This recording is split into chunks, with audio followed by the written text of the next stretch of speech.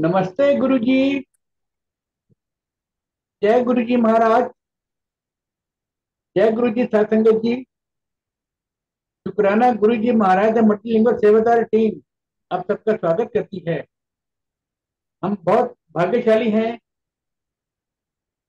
कि एक बार फिर गुरु जी महाराज के दिव्य आशीर्वाद के लिए तैयार होकर हम सब इकट्ठे हुए हैं।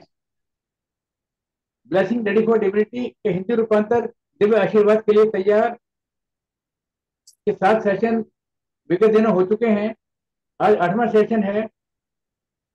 सेशन में आज जो रीडर हैं रेणु शर्मा आंटी जी, गुरु जी की ब्लेस संगत, गुरु जी के टाइम के संगत पिंजौर से हैं। मैं सेशन को इनिशिएट करने के लिए सीमा नरोला आंटी जी से रिक्वेस्ट करूंगा, प्लीज सेशन को पढ़ाएं। जय गुरु जी। Over to you Seema aunty. जय गुरु जी। नमस्ते गुरु जी। आपके चरणों में सादर प्रणाम Guru Sahib. Commander uncle, Renu Sharma aunty और सारी जुड़ी संगत को भी नमस्ते। जय गुरु जी। आप सभी का महाराज के दरबार में जुड़ने के लिए धन्यवाद। संगत जी, कमांडर अंकल की लिखी हुई किताब दिव्य आशीर्वाद के लिए तैयार के पेज नंबर 28 पर लिखे हुए अध्याय सर्वज्ञानी भगवान की हम आज रीडिंग करेंगे। आज की reading respected Renu Sharma aunty करेंगी, जिन्हें गुरु जी के मानव चोले में उनके प्रत्यक्ष दर्शन करने का सौभाग्य प्राप्त हुआ। सो with folded hands, I will request Renu Sharma aunty to please kindly unmute herself and start the narration. Over to you, Renu aunty. Jai Guru ji. जय गुरु जी। अनंतम अनंतम शुक्राना गुरु जी। कमांडर अंकल का बहुत बहुत शुक्राना और वासन अंकल का भी बहुत बहुत शुक्राना। सीमा आंटी आपका भी, जिन्होंने मुझे आज इस प्लेटफॉर्म पे खड़ा किया, और गुरु जी की ब्लेसिंग से आज फिर मैं इस प्लेटफॉर्म पे आई हूँ। अपने दिली हृदय से मैं सबका शुक्राना करती हूँ।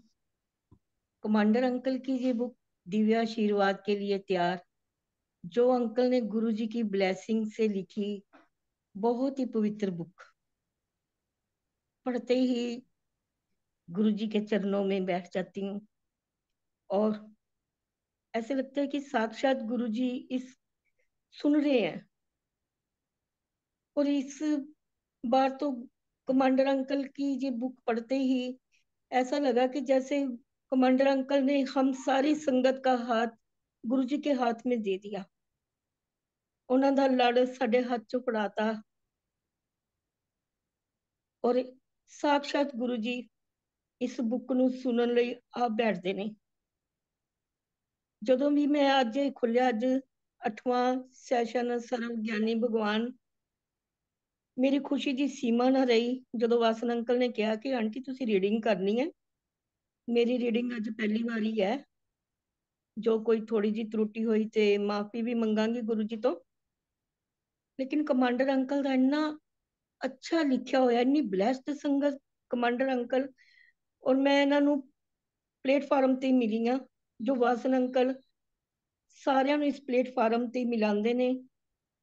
14 साल बाद देखो गुरु जी ने किस तरह सानू ये प्लेटफार्म दिता मैनू, और कमांडर अंकल ने किन्ने वधिया गुरु जी नू जो सत्संग उन्होंने नाल होए, गुरु जी नू इन्होंने जो सुनाए, जो इन्होंने अपना लिखा, उन्होंने पढ़ पढ़ के बार बार इस तरह लगता है कि गुरु जी अंग संग कोलों लंघ रहे ने और सुन रहे ने।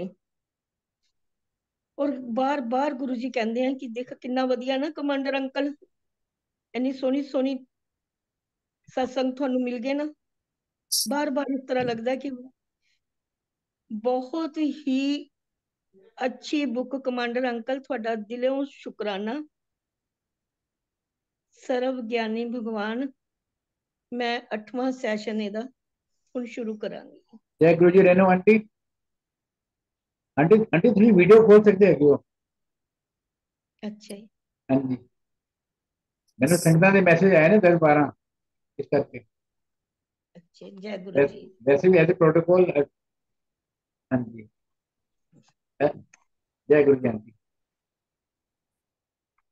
सर्व ज्ञानी भगवान, एक बार अंपायर स्टेट में सत्संग के दौरान गुरु जी के आदेश का पालन करने के लिए चुने जाने पर मैं अत्यधिक उत्साहित था।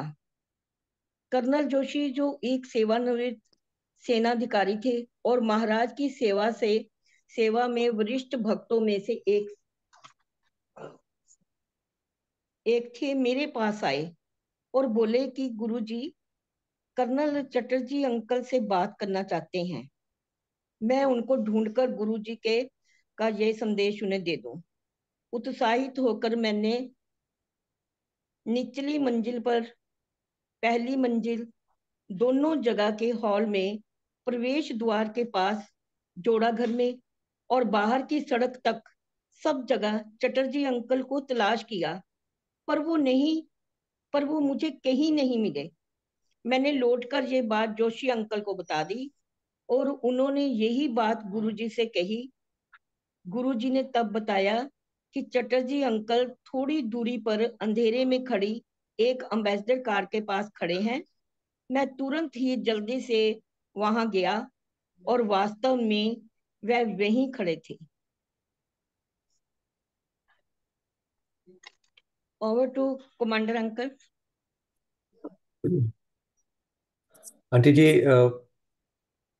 ये शुरू के समय थे और तब हम लोग संगत की तरह से जाके बैठ जाते थे। हमें कोई सेवा नहीं बताई जाती थी। तो कई बार मन में आता था कि शायद कुछ हम कर पाए। सबके मन में होता है, हमारे मन में आज भी होता है। तो उस दिन जब पहली बार मुझे अ, कर्नल जोशी अंकल ने बोला कि गुरुजी चटर्जी अंकल को बुला रहे हैं, उन्हें ढूंढ के लाओ, उन्हें मैसेज दे दो, तो एकदम से बहुत कुछ जरूरत से ज्यादा एक्साइटेड हो गया। तो मैंने भाग भाग के सारी जगह तलाश कर ली। चटर्जी अंकल कहीं नहीं मिले। तो डिसअपॉइंटेड सा मैं वापस आके बोला कि अंकल, चटर्जी अंकल तो नहीं आए।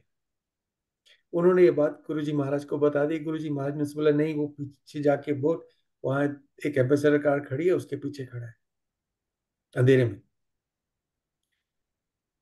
और मैं भाग के वहां पे गया, अब मुझे अंकल वहीं मिले। जी आंटी। गुरुजी सर्वज्ञानी है। इस सच को पहचानने का ये मेरा पहला सबक था। वो सब जगह है और वो सब जानते हैं। मैं ये अच्छी तरह समझ गया कि महाराज से कुछ भी छिपा हुआ नहीं है, कुछ भी नहीं। ना सिर्फ गुरुजी सब कुछ जानते हैं, वो बड़ी ही आसानी से और सावधानी के साथ हमारी इच्छा को भी ऐसे ही निर्देशित करते हैं, हमें इस बात का एहसास भी नहीं होता। ओवर टू आंटी जी, अगला कमांडर। पैराग्राफ और पढ़ लीजिए, उसके बाद में फिर बताता। अच्छा। एक रोज मैं और मेरी पत्नी अपनी शनिवार के नियमित दर्शनों के दौरान एम्पायर स्टेट में पहली मंजिल पर बैठे शब्द सुन रहे थे। उसने धीरे से कहा, ये शब्द बहुत जन्म बिछड़े थे माधो, ये जन्म तुम्हारे लेखे, बहुत दिनों से नहीं बजाया गया। ये शब्द उसके पसंदीदा शब्दों में से एक था। इसमें एक भगत अरदास कर रहा है कि मालिक, मैं कई जन्मों से आपसे बिछड़ा हुआ हूँ। ये जिंदगी मैं आपको समर्पित करता हूँ, क्योंकि आपसे मिलने की खुशकिस्मती बहुत जन्मों की जुदाई के बाद आई है। मेरी पत्नी ने अपनी बात मुश्किल से खत्म ही की थी जब हमारा ध्यान इस ओर गया कि जो शब्द चल रहा था उसे बदलकर जिस शब्द का जिक्र उसने किया था वो चल पड़ा था। ये सारे शब्द दो कैसेट वाले म्यूजिक सिस्टम में संगीत यंत्र पर कैसेट के द्वारा चलाए जाते थे। सीडी प्लेयर तब नहीं थे। वो शब्द जिसके बारे में मेरी पत्नी और मैं बात कर रहे थे, ठीक उसी वक्त गुरुजी के केवल इशारे से, बिना किसी भौतिक संपर्क के, सेवादार अंकल ने दूसरी कैसेट चला दिया। जी ओवर आंटी टू। जी, अब मैं आपको इस बारे में थोड़ा सा बताता हूँ। होता क्या था कि थोड़ी सी संगत जो पुरानी संगत हो गई थी, उसको ऊपर की तरफ बैठा दिया जाता था, ताकि जो नई संगत है वो गुरु महाराज के सामने बैठ सके। ये नई संगत के लिए तो बहुत अच्छा था, पर हम लोगों के लिए उतना अच्छा नहीं था। और क्योंकि शुरू शुरू के दिन थे तो ऊपर कोई ज्यादा होते नहीं थे, इसलिए हम दो चार लोग ऊपर बैठ जाते थे, और ये बड़ा अजीब सा लगता था क्योंकि वहां कुछ नहीं होता। ये तब की बात है, शुरू शुरू के दिनों की, जब मैं और आंटी ऊपर बैठे थे और मुझे नहीं याद है कि कोई और था वहां पे। और इसलिए अ, काफी बोर से हो रहे थे जब और गुरु महाराज के दर्शन नीचे मिस कर रहे थे। हमारा ध्यान शब्द में लगा हुआ था। सडनली आंटी ने मेरे से धीरे से बोला, भाई दी वे, नीचे हम वो नहीं बोल सकते थे इस तरीके से, लेकिन फर्स्ट फ्लोर पे थे, महाराज सामने नहीं बैठे थे, तो थोड़ी खुसर फुसर हो गई। आंटी ने कहा कि एक शब्द नहीं सुना बहुत दिनों से, बहुत जन्म बिछड़े थे माधो, ये जन्म तुम्हारे लिखे। ये महाराज का बहुत खूबसूरत शब्द है। इसकी खूबसूरती इसी में है, एक तो ये महाराज का छांटा हुआ एम्पायर स्टेट में बजाने वाला शब्द। बजाता हम आज भी कुछ भी लेते हैं, लेकिन उस समय में वही बजते थे जिन्हें महाराज पर्टिकुलरली अपनी संगत के लिए छांटते थे। इसमें वो होता है जो महाराज चाहते हैं कि हम सुने और समझें। तो मैंने कहा हाँ, ये नहीं सुना और ये बहुत बढ़िया शब्द है। आप इसको देखिए, बहुत जन्म बिछड़े थे माधो, ये जन्म तुम्हारे लेके। गुरु महाराज, हम कब से बिछड़े हुए हैं, और इस जन्म में आज आके आपके दर्शन हुए। ये जन्म आपको समर्पित है। तो ये बात खत्म ही हुई थी, 10-15 सेकंड की बात होगी, इससे ज्यादा की नहीं। शब्द जो चल रहा था रुक गया, और ये शब्द एकदम से चला। आजकल के जमाने में जब सीडी प्लेयर्स हैं या कंप्यूटर्स पे मेमोरी से आप प्ले कर सकते हैं, तो इंस्टेंटली शब्द स्विच हो जाते हैं। लेकिन अब उस समय की बात कर रहे हैं जिस समय प्लेलिस्ट को कैसेट्स के ऊपर तैयार किया जाता था, और वो म्यूजिक सिस्टम जो डबल कैसेट डेक था उसमें बजाया जाता था। तो आप सेलेक्ट नहीं कर सकते थे, आपको वो कैसेट रिवाइंड करना पड़ेगा और फिर उसको चलाना पड़ेगा। लेकिन ये शब्द एकदम से चल गया, और हम दोनों एक दूसरे की शक्ल देखें, ये हुआ क्या। जैसे आंटी रोंगटे खड़े हो गए। आपने यहां सोचा, वहां महाराज ने सुन लिया, वहां तक भी ठीक है, लेकिन वो शब्द कहाँ था, कैसेट पे किस लोकेशन में था कि वो इंस्टेंटली चलाया जा सका। इस पे आगे बात करेंगे आंटी, प्लीज। रेनू आंटी, हाँ जी। आपकी आज्ञा से मैं ये शब्द एक लाइन के बोलना चाहता हूँ दोबारा। मेरे मन में बहुत जैसे भाव आ रहा है। हम्म। बहुत जन्म बिछड़े थे माधो, है जन्म तुम्हारे लेखे, जन्म तुम्हारे लेखे। बहुत जन्म बिछड़े थे माधो, है जन्म तुम्हारे लेखे, है जन्म तुम्हारे लेके। over to you, Renu aunty. जय गुरु जी। जय गुरु जी। वक्त भी गुरु जी के कड़े आदेश का पालन करता है। इस बात को प्रमाणित करने के लिए बहुत सारे सत्संग हैं। एक बार कुछ भगत अमेरिका जाने से पहले अंपायर स्टेट गुरुजी से मिलने और उनका आशीर्वाद प्राप्त करने आए। गुरुजी ने उन सबको रोक कर रखा और कहा, वे कि सब लंगर करने के बाद ही जाएंगे। वक्त बहुत तेजी से बीत रहा था और गुरुजी को उनके जाने के बारे में बड़े आदर के साथ कुछ बार याद कराया गया। इस पर महाराज ने उनको तसल्ली दी कि उनकी उड़ान निर्धारित समय से देरी से ही जाएगी और वो बेफिक्र होकर लंगर खाएं। लंगर खाने के बाद जिस वक्त वो हवाई अड्डे पहुंचे, तब तक उड़ान के जानने के निर्धारित समय से काफी देर हो चुकी थी। परंतु पता करने पर उन्हें मालूम हुआ, अब तक हवाई जहाज में यात्रियों के सवार होने की घोषणा भी नहीं हुई थी। हवाई जहाज उड़ान के लिए अभी तैयार ही नहीं था। हो भी कैसे सकता था जब महाराज ऐसा नहीं चाहते थे। मुझे ये समझने में बहुत वक्त नहीं लगा कि गुरुजी महाराज के लिए कुछ भी असंभव नहीं। वो हर चीज का, जिंदगी के हर पहलू का ख्याल रख सकते हैं। गुरुजी अपनी इच्छा शक्ति की शक्तिशाली लहरों के माध्यम से न केवल हमारी सांसारिक गतिविधियों का ख्याल रखते हैं, बल्कि साथ ही साथ एक करुणा से भरे गुरु के रूप में संगत की प्रार्थना को सुनते हैं और जवाब भी देते हैं। Aunty ji, over to uncle. पहले तो मैं वो कैसेट वाली बात को कंप्लीट कर लूं। मुझे बहुत क्यूरियोसिटी थी कि ये हुआ कैसे। तो लंगर के बाद जब आज्ञा हो गई, संगत जाने लगी, तो मैं राजेंद्र सिंह अंकल जो म्यूजिक की सेवा में होते थे, उनके पास गया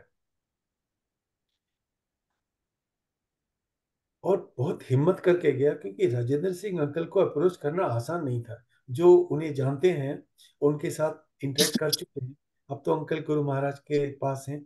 अ, वो बहुत नो नॉनसेंस टाइप के थे, उनके उनको डिस्टर्ब करना पॉसिबल नहीं था। तो फिर भी हिम्मत करके हाथ जोड़े और कहा कि अंकल, आपसे पूछना है मैंने कि वो अपने शब्द बदला था, वो कैसे बदला। नॉर्मली मुझे उनसे इसके जवाब की उम्मीद नहीं थी, मगर उन्होंने इसका जवाब दिया और बोले गुरु महाराज का हुक्म हुआ। और मैंने कहा कैसे हुआ, आप तो यहाँ बैठे थे। तो बोले नहीं, वो मैंने महाराज को देखा और मुझे पता चल गया कि महाराज क्या चाहते हैं। तो जब मैंने शुरू में लिखा था कि महाराज न केवल वो जानते हैं जो आपके मन में चल रहा है, बल्कि आपके मन में वो चला सकते हैं जो वो चाहते हैं। तो आप क्या सोचते हैं वहां तक काफी नहीं है, क्या करते हैं। तो जब गुरु के प्रति समर्पण हो जाता है, तो आपका सोचना करना, बल्कि जिंदगी को जीना पूरी तरीके से गुरु महाराज के कंट्रोल में आ जाता है।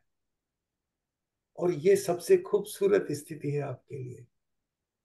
यानी एक बार गुरु महाराज को सब कुछ हैंड ओवर किया, तो आप कर्ता भाव से निकल के दृष्टा भाव जिसे कहते हैं, विटनेस की कंडीशन में आ गए। अब तो हम अपनी जिंदगी को देखेंगे कि महाराज चला कैसे रहे।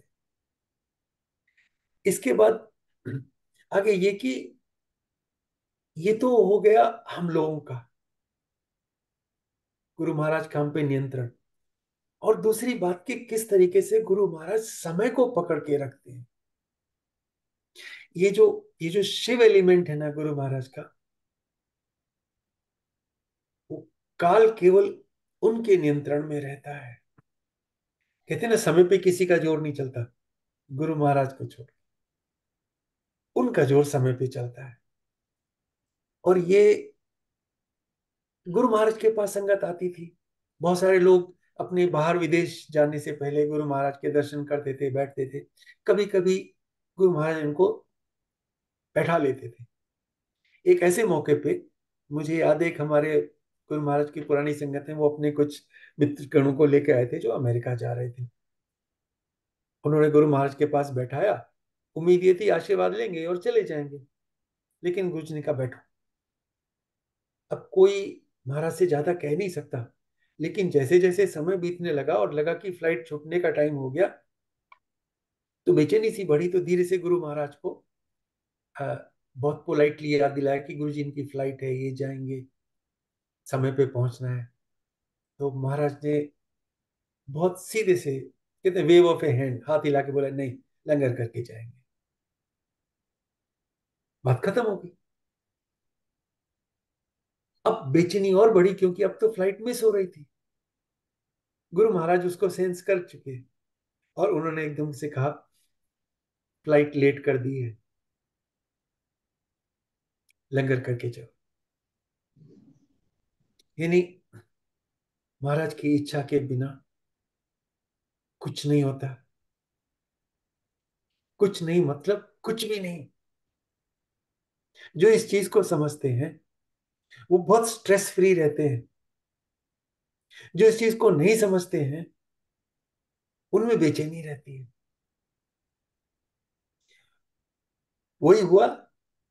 बाद में फीडबैक आया उन अंकल के थ्रू कि वो जब एयरपोर्ट पहुंचे तो उनकी फ्लाइट डिपार्चर के लिए तैयार नहीं थी, बोर्डिंग नहीं शुरू हुई थी। और जैसे ही ये पहुंचे शुरू हो गई। होती कैसे? महाराज नहीं चाहते थे तो नहीं होना था। सृष्टि का एक एक कण गुरु महाराज के आदेश का मोहताज है। जो इस बात को समझते हैं उन्हें और कुछ समझने की जरूरत नहीं रहती। आंटी जी बिल्कुल सही आगे। कहा अंकल आपने। It it reminds of that शब्द की जो लाइन है ना, करन कारण प्रभ एक है, दूसर ना ही कोई, नानक तिस बलिहारने जल थल मैयल सोए। Like he is everywhere, everything. करते भी वही है, करवाते भी वही है। इट्स ऑल हिम, इट्स बात ऑल छोटी हिम। सी आंटी, समझ बहुत बड़ी है। Absolutely uncle, absolutely. और मालिक तो वो प्रेयर भी सुन लेते हैं, शायद उस प्रार्थना को कहने के लिए हमारे पास शब्द भी ना हो, हम बिल्कुल। उनको ठीक शब्दों में ना भी कहें तो भी मालिक सुन लेते हैं हमारी वो प्रार्थना। सो रेनू आंटी। मेरा ये विश्वास और भी पक्का हो गया जब मेरे एक प्रिय मित्र विजय पुष्करना ने मुझसे सेक्टर 56 की आवासीय समितियों में रहने वाले लोगों के लिए एक मंदिर बनवाने की बात की। वो जानना चाहते थे कि मैं किसी ऐसे व्यक्ति को जानता हूँ जो हुड्डा से मंदिर बनवाने के लिए, जमीन दिलवाने के लिए मेरी मदद कर सके। मंदिर सार्वजनिक इस्तेमाल के लिए बनना था, इसलिए पुष्करना अंकल ने पहले ही एक समिति बना ली थी और हुड्डा में जमीन के लिए आवेदन पत्र भी दिया था। मैंने उनके प्रश्न का उत्तर हाँ में दे दिया। मेरे मित्र ने सोचा कि मैं या तो प्रशासन में या सरकार में किसी अधिकारी को जानता हूँ जो हमारी मदद करेगा। उनका ऐसा सोचना स्वाभाविक ही था। मैंने उनको गुरुजी के पास ले जाने और उनसे आशीर्वाद प्राप्त करने की अपने मन की बात बताई। विजय ने सोचा कि शायद गुरुजी किसी सरकारी अफसर को हमारी मदद के लिए कह देंगे। विजय और उनकी टीम के साथ मैं गुरुजी महाराज के पास गया। हमने अंपायर स्टेट की सारी सामान्य प्रक्रिया को पूर्ण किया। आखिर में जब गुरुजी से आज्ञा लेने का वक्त आया तो विजय ने गुरुजी को महाराज को अपने आने का मकसद का बताया। गुरुजी ने बड़े ध्यान और सब्र से पूरी विनती सुनी और कहा, कल्याण। मैंने धीरे से विजय से कहा, हमें गुरुजी का आशीर्वाद प्राप्त हो गया है और हमारी प्रार्थना स्वीकार भी हो गई है। उस वक्त विजय को गुरुजी और उनके तरीके के बारे में कुछ भी नहीं मालूम था। उन्हें और उनकी पूरी टीम को शायद हैरानी हुई होगी कि प्रार्थना ऐसे कैसे पूरी होगी, लेकिन कुछ ही समय में इस काम के लिए ट्रस्ट को मंदिर निर्माण के लिए 1,000 वर्ग गज भूमि का आवंटन पत्र मिल गया। तुरंत बाद ही विजय भी गुरुजी महाराज के अनुयायी बन गए। Over to commander uncle. मैं और विजय पुष्करना कल एक साथ योगा किया करते थे जलवायु टावर्स के लॉन में। और बात होती रहती थी। तो उसी सिलसिले में उन्होंने एक दिन मुझसे कहा कि क्या मैं किसी को जानता हूँ जो उन्हें मंदिर के लिए सेक्टर 56 में एक प्लॉट अलॉट करवा दे। तो गुरु की संगत को अ, बस एक ही को जानने की जरूरत थी और इसमें मुझे कोई दिक्कत नहीं। मैंने कहा "हाँ, जानता हूँ, ये हो जाएगा"।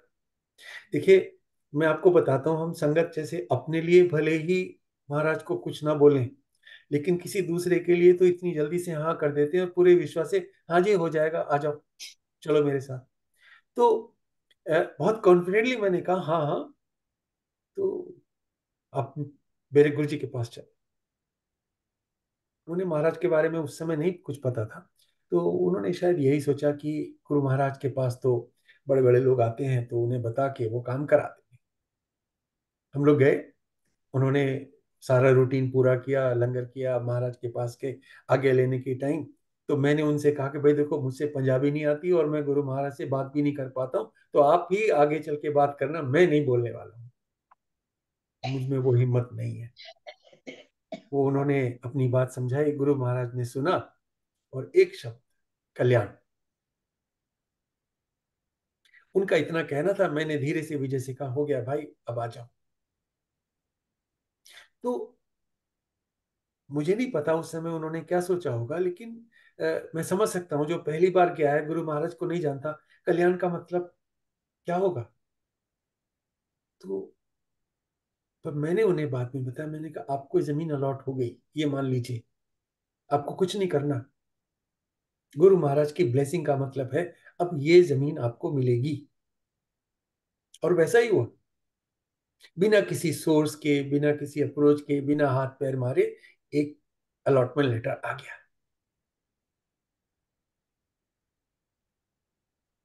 और उसके बाद तो विजय तो अब आप सब जानते हैं, गुरु महाराज के अनन्य भक्तों में से एक डिवोटी हैं।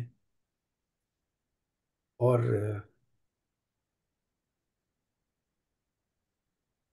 उनका काम पूरा हुआ। इसमें थोड़ा आगे स्टोरी है, वो आंटी आप पढ़िए तो फिर शेयर करते हैं उस बारे क्योंकि इस मंदिर को गुरु जी के आशीर्वाद से बनाया गया था, मुझे लगा कि मुझे भी इस मंदिर से जुड़ना चाहिए। जल्द ही सिंगला अंकल ने फोन करके मुझे बताया कि गुरु जी के आदेशानुसार मुझे इस मंदिर से किसी भी तरह का कोई संबंध नहीं रखना है।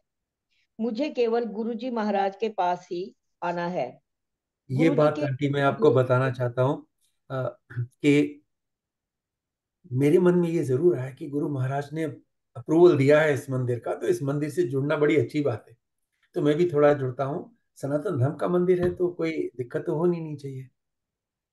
लेकिन मुझे उसी शाम, देखिए मेरे मन में बात आई, और मुझे शाम को सिंगला अंकल का फोन आ गया कि कमांडर अंकल, गुरु महाराज का हुक्म है कि आपको वहां नहीं जाना है, आपकी जगह यही है, आपको यहाँ आना है गुरु महाराज के पास। आंटी ये एक तरीके से कहूं तो निचोड़ है, सार है ये पूरा, जो भी हम सीखते पढ़ते हैं। एक तकिया भरोसा तेरे चरना, और सबे ढाइया ढेरिया। यानी महाराज का एक तरीके से इनडायरेक्ट ये मैसेज है, तेरी ढेरी यही है, बाकी सारी ढेरियों को ढा दे, तुझे किसी की जरूरत नहीं है, तेरी यही जगह, तू यहीं आ। और तब से और आज तक मुझे दूसरी ढेरी की तरफ देखने की जरूरत नहीं महसूस हुई। महाराज ने ऐसा होने ही नहीं दिया। आंटी जी। गुरु जी के इस आदेश ने एक बार फिर उसी बात पर जोर दिया जो सलाह मुझे पहले बार बड़े मंदिर जाने पर एक संगत से मिली थी। उस भगत ने तब मुझसे कहा था कि मैं सही जगह पर आ गया हूँ और अब मुझे कहीं और नहीं जाना चाहिए। तब से मैं अपने इस विश्वास पर अड़ी हूँ कि मुझे सिर्फ गुरु जी की ही चाह और आवश्यकता है। इसी कारण मैंने खुद को बड़े मंदिर के अलावा पूजा प्रार्थना करने के हर स्थान से दूर कर लिया है। किसी भी धार्मिक स्थान के सामने से गुजरते हुए मैं आभार के लिए सिर अवश्य झुकाता हूँ, पर हृदय से उपासना और आदर हमेशा गुरु जी के ही प्रति होता है। मैं सर को कहीं भी झुकाऊं, वो हमेशा गुरु जी के चरण कमलों पर ही रखा होता है। पूजा और प्रार्थना की बाकी सभी प्रक्रियाओं और तरीकों से मैंने खुद को दूर कर लिया है। Over to commander uncle. Aunty जी, ये बात वही थी जब मैं सबसे पहली बार महाराज के दर्शन करने गया था, तो एक संगत से मैंने पूछा था कि क्या ये एम्पायर स्टेट वाले गुरुजी हैं। तो उन्होंने मुझे दो बात कही थी। अंकल आप सही जगह आ गए हो, और दूसरा यहां से कहीं मत जाना। इस बात को मैं कितनी बार भी रिपीट कर लूं, मैं कभी भी थकता नहीं। संगत को उस समय की बात बताते समय ये बात बताना मेरे लिए ऑलमोस्ट मैंडेटरी है कि आप सही जगह पे हैं। यहां आने के बाद भी अगर इफ एंड बट है तो आप आए ही नहीं। यहां से कहीं जाने की जरूरत नहीं। और जब मेरे मन में वो आया कि गुरु महाराज ने अप्रूवल दिया है उस मंदिर का, तो मुझे उससे जुड़ना चाहिए, महाराज का शामी को मैसेज आ गया, तू वहां नहीं जाएगा, तेरी जगह ये है। गुरु की संगत की जगह गुरु के चरणों में है और कहीं नहीं है। इसका मतलब ये नहीं कि हम दूसरों का आदर नहीं करें, सम्मान नहीं करें, अपने फेस्टिवल नहीं मनाएं, अपनी संस्कृति को जीवंत नहीं रखें। वो सब करना है। लेकिन जैसे वो रामचरितमानस में कहा ना कि हनुमान जी से कि प्रभु से नगर कीजिए सब काजा, हृदय राखी कौशलपुर राजा। सारे काम करो, सारी पूजाएं करो, सारे त्योहार मनाओ, सब कुछ करो, लेकिन हृदय में गुरु महाराज होने चाहिए। मन मंदिर जो है वो गुरु महाराज का, और बाकी सब काम करो। ये थोड़ा आप कहने नास्तिक नहीं बनाया महाराज ने, देवताओं में लड़ाई नहीं करवानी उन्होंने, लेकिन आपके तो वो ही है, और फिर आप जो चाहे करें। आंटी जी। बिल्कुल अंकल, जैसे है ना, तेरा दर हो मेरा सर हो, बस यही एक सिलसिला निरंतर हो, और कुछ नहीं। बिल्कुल, और कुछ नहीं। रेनू आंटी। रेनू आंटी। धार्मिक व्यक्ति, जय गुरु जी। धार्मिक व्यक्ति जैसा सब कुछ करते हैं, मैं वैसा कुछ भी नहीं करता। मुझे जरूरत ही नहीं है। ऐसा कोई भी रीति रिवाज नहीं है जो मुझे वो दे सके जो मेरे पास पहले से ही है। मेरे गुरु जी, मैं उनके चरण कमलों में हूँ। उन्होंने मुझे आशीर्वाद दिया है। उन्होंने मुझे अपने साथ रहने को कहा है, तो उन्हीं की तलाश कहीं और करके मैं क्या हासिल कर सकता हूँ। इसी विश्वास को नींव बना लेने से मुझे मेरे घर पर कभी दरबार बनाने की भी जरूरत भी महसूस नहीं हुई। क्यों नहीं हुई? आंटी, ये बात मैं कहना चाहता हूँ कि बहुत अच्छी बात है। महाराज का घरों में बहुत अच्छा दरबार होता है और मुझे जाके बहुत अच्छा लगता है, मत्था टेकना बहुत अच्छा लगता है। लेकिन मैं और आंटी के मन में कभी ऐसे नहीं आया कि हम अपने घर में भी एक महाराज के लिए एक दरबार बना लें। उसका कारण ये है कि महाराज को एक स्पेसिफिक जगह पे टाई अप करके रखना, बांध के रखना, मेरे व्यक्तिगत रूप से दिल में नहीं जमा। मेरी फीलिंग हमेशा ये रही कि गुरु मेरे साथ है, मैं जहां भी हूं वहीं है। तो गुरु मेरे संग सदा है नाले, तो वो तो हर जगह है। इस बात पे दोबारा भी आ जाएंगे मौका मिलेगा तो। लेकिन जैसे मंदिर है, एक तो हमारा मंदिर है ही, एक आप अपने घर में मंदिर बना लें, पर एक फिर आप अपने दिल में मंदिर बना लें, मन मंदिर। तो मेरा मन ये है, मेरा सोचना ये है कि बाकी सारे मंदिर हैं, बहुत बढ़िया बात है, लेकिन हृदय में अगर गुरु धारण किए हुए हैं, फिर आपको कुछ कहीं जाने आने की, सोचने की, परेशान होने की जरूरत नहीं। आंटी जी। क्योंकि सबसे बड़ा मंदिर तो मेरे दिल में पहले से ही है। और अगर मेरे दिल में मंदिर नहीं है, तो फिर मैं चाहे 24x7 मंदिर में बैठा रहूं, उससे कोई फर्क नहीं पड़ता, न पड़ने वाला है। वो हर जगह जहां मैं बैठकर गुरु जी को याद करूं या सत्संग का हिस्सा बन जाऊं, मेरे गुरु का मंदिर है। मैं कभी भी कहीं भी खाते हुए, खाना पकाते हुए, सोते हुए, दोस्तों के साथ, अपनी पत्नी और परिवार के साथ, अपने दफ्तर में या इसके अलावा भी कहीं और होते हुए, हमेशा उनके मंदिर में ही होता हूँ। मैं हर वक्त अपने गुरु के साथ हूँ। ऐसा कोई पल नहीं जब वो आस पास नहीं होते। उनका अनुयायी होने के कारण हमारे पास ये विकल्प ही नहीं है कि जब हम चाहें, जब हमें जरूरत हो, केवल तभी गुरु जी हमारे पास हों, बाकी समय नहीं। गुरु जी तो हमारे पास तब भी होते हैं जब शायद हम ये ना भी चाहें। हम तो सदा ही अपने गुरु के साथ हैं। किसी बाहरी अनुष्ठान या प्रक्रिया की जरूरत कहाँ है गुरु जी को ढूंढने के लिए। जैसा कि संत कबीर ने कहा है, कस्तूरी कुंडली बसै मृग, ढूंढे बन माही। कस्तूरी कुंडली बसै मृग, ढूंढे बन माही। ऐसे घट घट राम है, दुनिया देखे नाही। हिरण कस्तूरी को सारे जग में ढूंढता है, जबकि वो तो उसकी नाभि में ही होती है। Over to commander uncle. Aunty, इसमें एलेबरेट कहने की बात कुछ नहीं, उसी को एक्सटेंशन में करता हूँ कि जो वो एक शब्द जैसे महाराज सुनवाया करते थे, और वो महाराज के एक तरीके से कहूँ तो प्रवचन के इक्विवेलेंट है। और जिस वजह से मैं संगत से जो अब जुड़ रहे हैं उन्हें रिक्वेस्ट करता हूँ कि कुछ भी बजाएं, उन शब्दों को ना भूलें जो महाराज ने छांट के हमारे लिए दिए हैं। वो हमारी धरोहर है।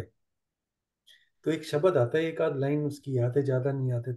उठत बैठत सोवत जागत ये तुझे चितारे। जैसे कि अ, चाहे आप उठ रहे हैं, बैठ रहे हैं, सो रहे हैं, जग रहे हैं, खा रहे हैं, पी रहे हैं, बात कर रहे हैं, लड़ने झगड़ रहे हैं, गुरु तो साथ में है। ऐसा कोई मूवमेंट नहीं है। तो तो अब वो, जब आपका ये रियलाइजेशन हो जाए कि महाराज तो हर समय साथ में है, और आप इस बात को मान के चलते हैं, और आपका कंडक्ट वैसे ही हो जाता है कि जैसे आप गुरु के दरबार में बैठे हैं। क्योंकि जब गुरु साथ में है तो दरबार में है आप। तो फिर आपकी तो जिंदगी ही तपस्या हो जाती है। फिर क्या करोगे? तो वो कबीरदास जी वाली बात है कि कुंडली में तो कस्तूरी है, खुशबू तो आ रही है, और आप यहाँ वहां धक्के खा रहे हैं। गुरु तो आपके अंदर है। बिल्कुल। आंटी जी।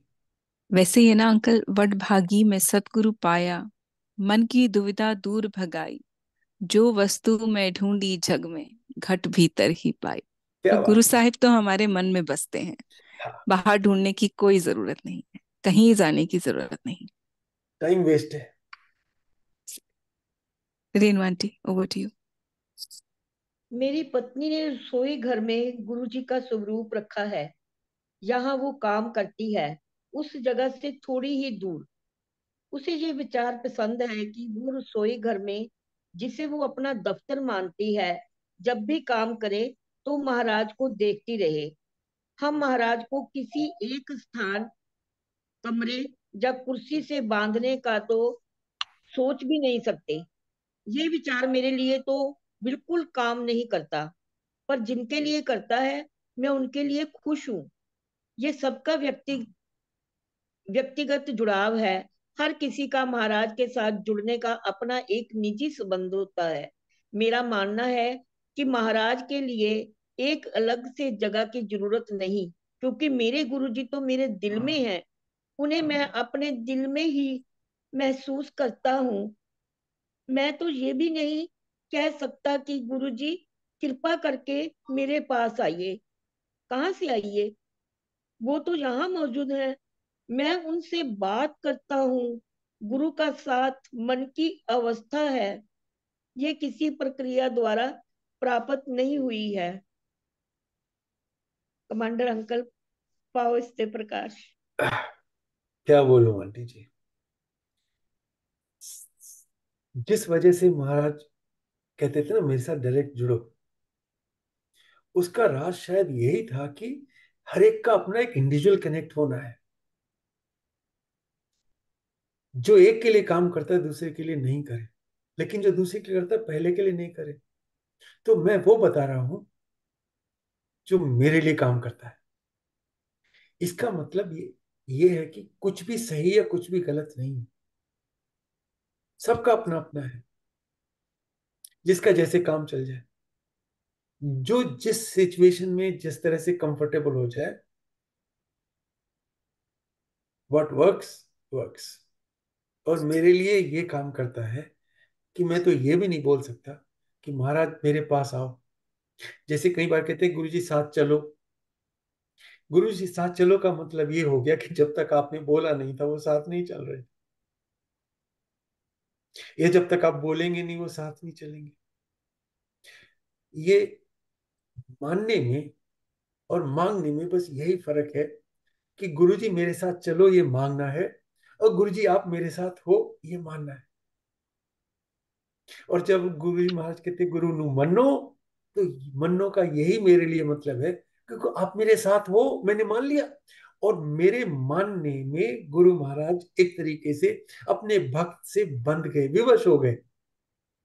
आपने उनको मजबूर कर दिया कि आपने उनको ऑप्शन नहीं दिया। मेरे साथ चलो में ऑप्शन है, चल भी सकते हैं नहीं भी चल सकते, लेकिन आप मेरे साथ हो में आपने ऑप्शन नहीं दिया। तो इसीलिए कहते हैं नहीं, भगवान भक्त के वश में होते हैं, लेकिन उस भक्त के वश में होते हैं जो उनको मानता है। तो मुझे लगता है मानने के बाद कुछ जरूरत नहीं रहती है मांगने की। गुरु आप मेरे हो, आप मेरे साथ हो, आप मेरे दिल में हो, मैं आपका हूं, आप मेरे हो। आप मुझे मत छोड़ना और आप मुझे नहीं छोड़ोगे में यही फर्क है। महाराज आप मुझे मत छोड़ना, मेरा हाथ पकड़ के रखना, ये मांगना है। और महाराज आपने मेरा हाथ पकड़ा हुआ है और आप मेरे हाथ को कभी नहीं छोड़ोगे, मैं मानता हूं इस बात को और जानता हूं, ये मानना है, ये विश्वास। डिवोशन है। तो आंटी जी ये बस एक सटल सा फर्क है, लेकिन जिसके लिए जो चल जाए, मेरे लिए बहुत अच्छे से काम करता है। मुझे खुशी देता है, मुझे महाराज की अ, सानिध्य का, उनके साथ का, उनके पास होने का एक तरीके से भाव देता है, अनुभव कराता है। And keeps me all the time connected to Maharaj, all the time.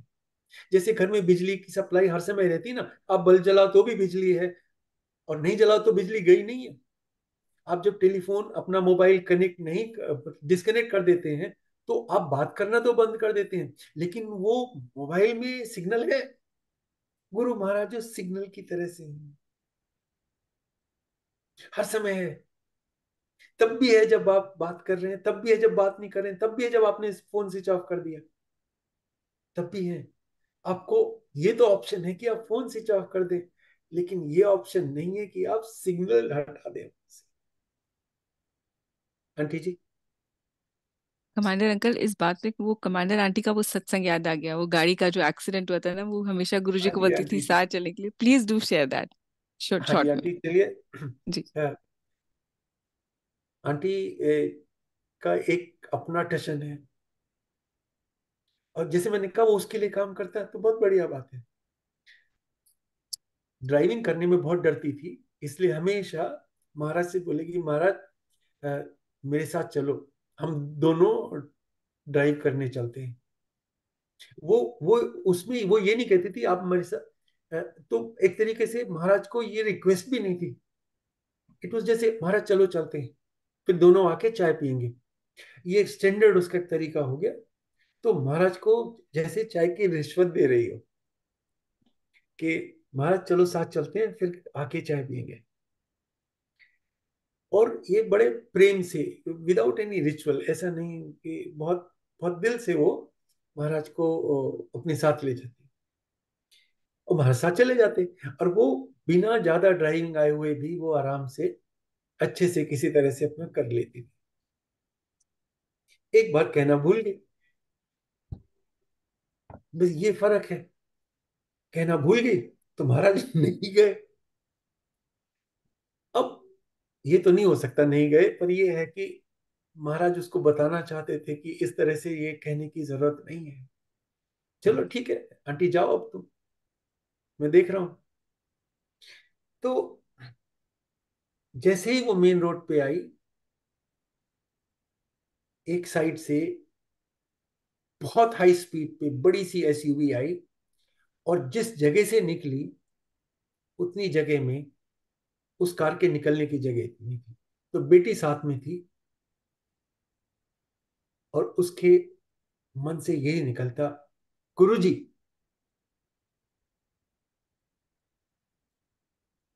और बिना उतनी जगह के होते हुए भी वो कार इस कार को बिना टक्कर मारे हुए निकल गई। इसके हाथ पैर फूल के कार बंद हो गई, ये अटक गई वहां पे। लेकिन गुरुजी को बोल चुकी थी। बोलते ही महाराज, जैसे कहा ना, सिग्नल तो हमेशा है।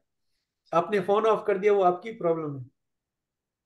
जैसे ही आपने फोन ऑन किया, रिंगटोन आ गई। गुरुजी, सामने एक गुरुजी के स्टिकर वाली कार आई, और ये आंटी की कार अपने आप से पीछे पीछे उसको फॉलो करने लगी। आंटी तो सुन थी।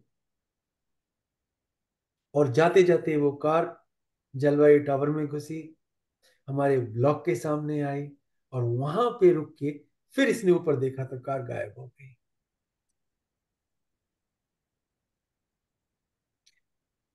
मानने में और मांगने में बस यही फर्क है।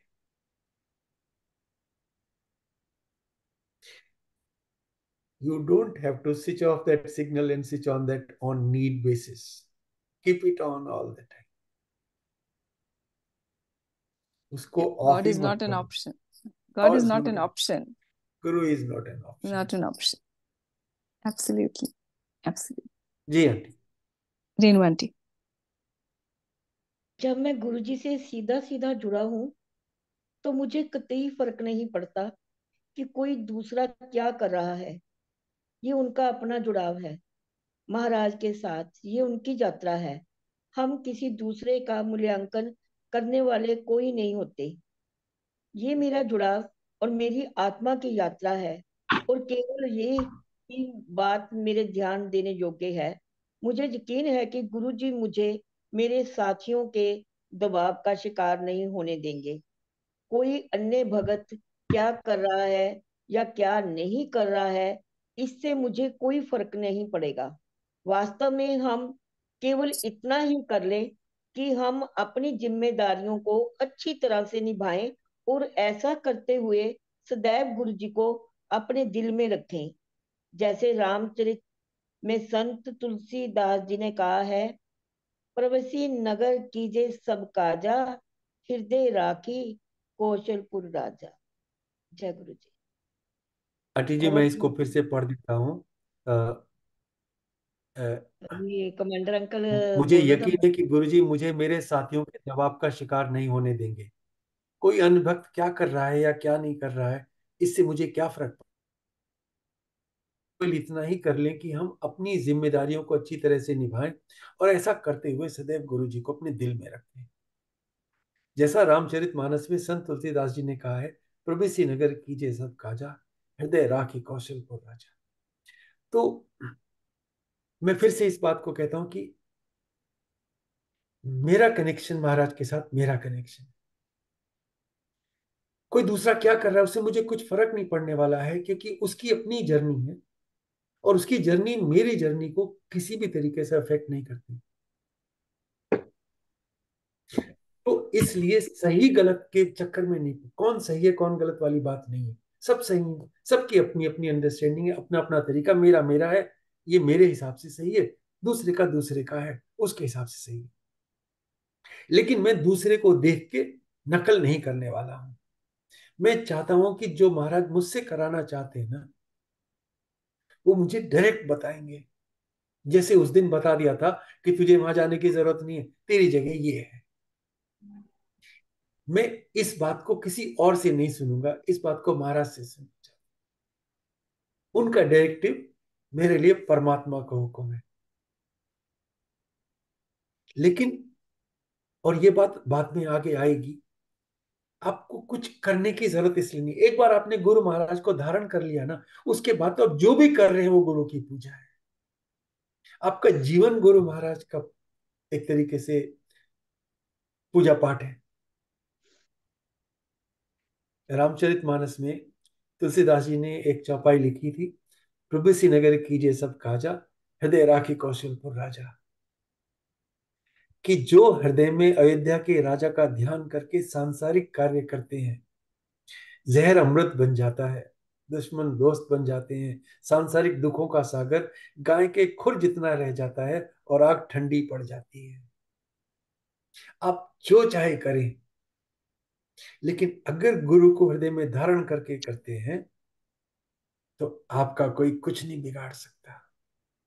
प्रॉब्लम तब आती है जब गुरु कहीं और होता है और आप कहीं और होते हैं। आप इकट्ठे हैं तो बस फिर मस्त।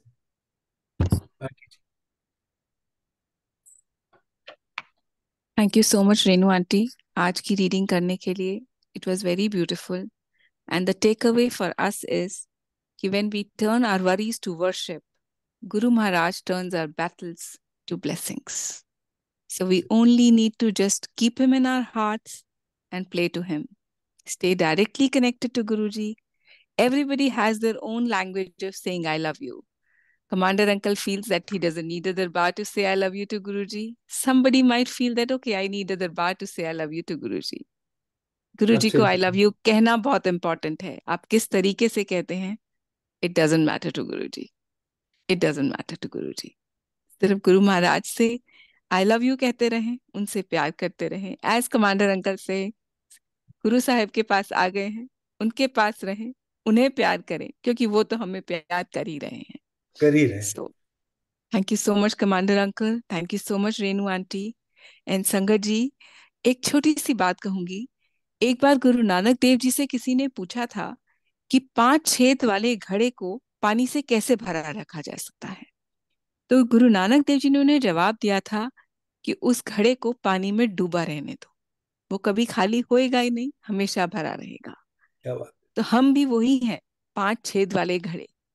मालिक के प्यार में डूबे रहेंगे, सत्संग सुनते रहेंगे, संगत करते रहेंगे, तो उनके प्यार से भरे रहेंगे, कभी खाली नहीं हो पाएंगे। कभी सो खाली thank you so much, thank you so much. आप सबका बहुत बहुत धन्यवाद जुड़े रहने के लिए।